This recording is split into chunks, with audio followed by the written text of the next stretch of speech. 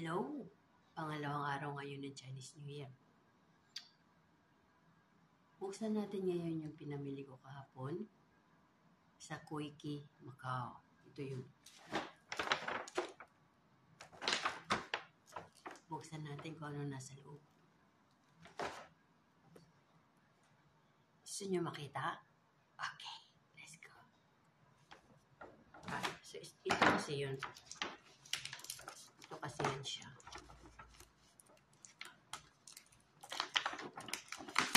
Okay.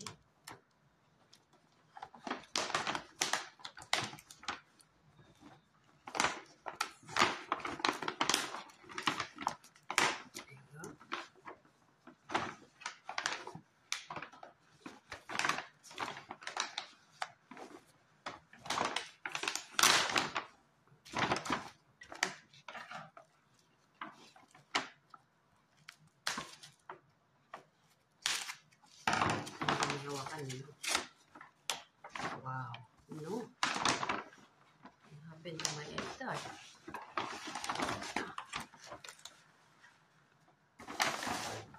Wait lang. Nagmamadali yung iPad ko. Ang lalaki yun.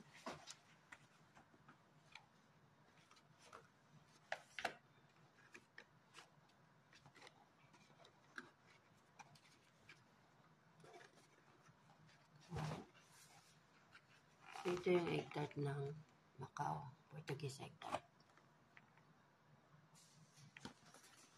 Talaga naman, ang kapal. Pinalaki nila ngayon. Sobrang laki. The best.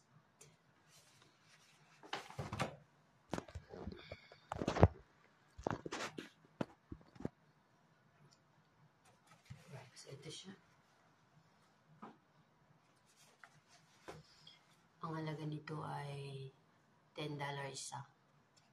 So, ang laman sa loob na isang box ay 6. Kaya $60.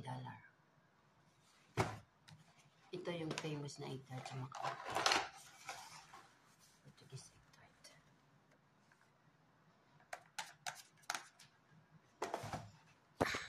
Alright.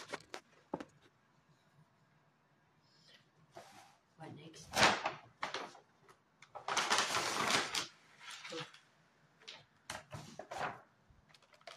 Right. Ito ay $97. Ito ay pork white ang tawag. Pero yung lasa niya ay parang shrimp. Crispy, manipis siya. Manipis na hiwa, crispy. At napakasarap. Kahapon yung try nito na taste. Bitak sila ng bitak nito. Dun sa tray. Kuha ko ng kuha. Masarap. Paulit-ulit ako siguro 10 times ako nagtikim. So, $97 ito. Marami-rami din siya sa loob. Siguro ilang sheet ito. 2, 4, 6, 8, 10. 10 lapad. Ayan. Okay, next. Ito naman ay para siyang gummy, parang chewy na ginger. So, ginger candy yung tawag sa kanya. Ito naman ay, I think, ang halaga nito ay $30. So, kwadra-kwadrado siya. Ayan. Chewy siya pag kinain. Matamis, masarap, maanghang. Ganda sa lalamunan. Diba? So, isa ito. Isa ito sa binili ko doon. Right. Ano pa?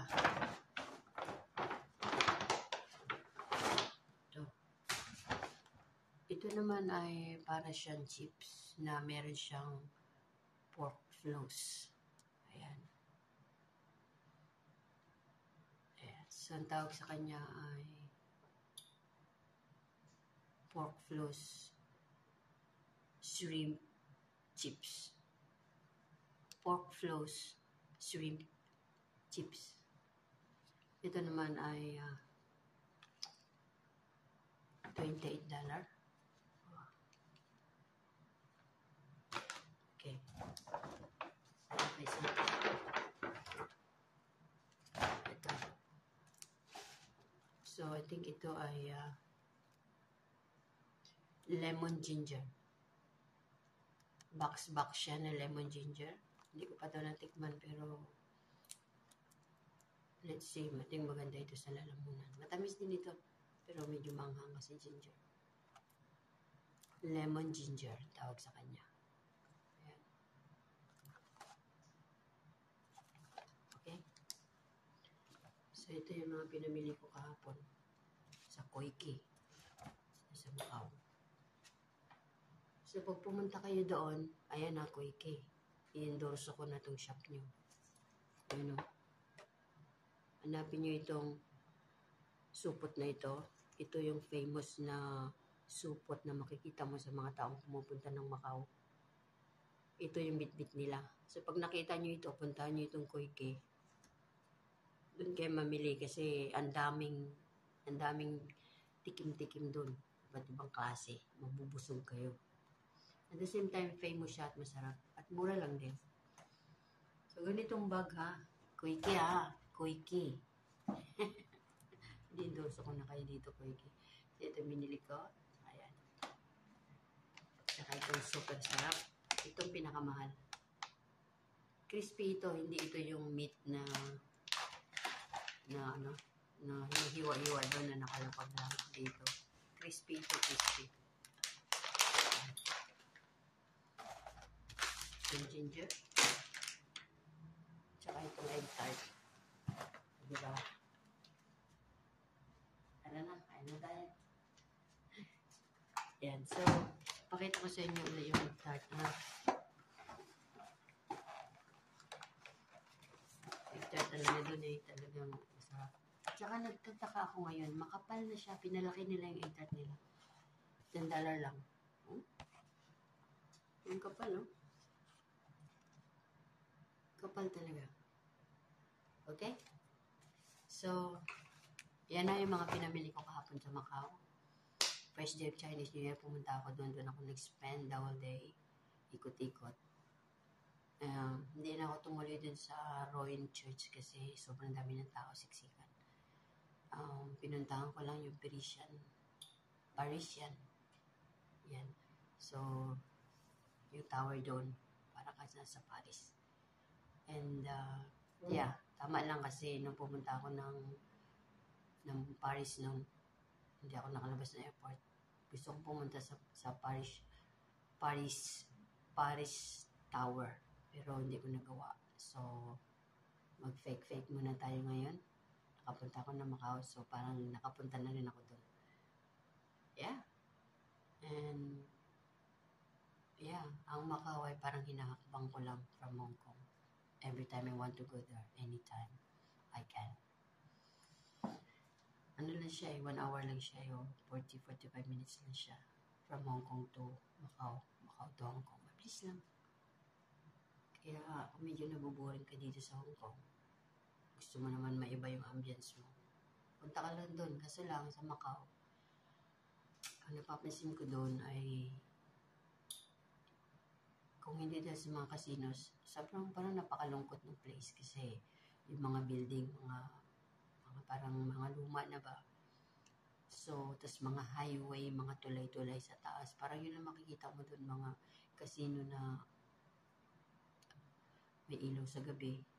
At mostly, pumupunta doon ng mga tao, pumupunta doon sa sira na simbahan, Royal Church. Doon sa may mga tangki digera doon. Bakit sila doon? Kasi lang, ilang beses na ako nakapunta doon, kaya parang medyo hindi na masyadong exciting. Kaya, yun, most of the people na pumupunta ng Macau, pumupunta doon sa area na yun, kasi sa tapat ng church na yun, nandun lahat itong mga to. Hindi lang siya, kundi different kind of shop ng mga pastries. Pasalubong, mga slice na meat na yan, sweet meat. What else? Yung mga souvenirs.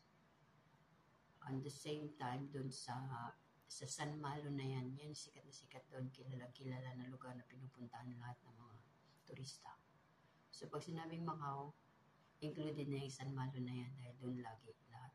Ipon-ipon sila doon. Para siyang plaza. Parang pinakasentro doon ng Macau. Yung San Malo na yung lugar na yan. Right, ano pa bang share ko? So, I've been there yesterday. Hindi naman ako nakakain ng maayos kasi busog sa kakatikim doon. At the same time, ikot-ikot ang daming tao. Right, so yan ang may share ko sa inyo sa ngayon about my adventure yesterday, which is I went to Macau, ride in the ferry, come back in Hong Kong, and now I'm here. Right, so sa ngayon meron pa tayong 3 more days na Hong Kong Chinese holiday. Kaya medyo pahinga, medyo relax. Alright, thank you sa panonood. And see you again next time. This is Jetsi Cloud at your service. Thank you for watching. Please like, share, of course subscribe. You got lots of adventures to come. Thank you so much for watching, everyone. Happy Chinese New Year.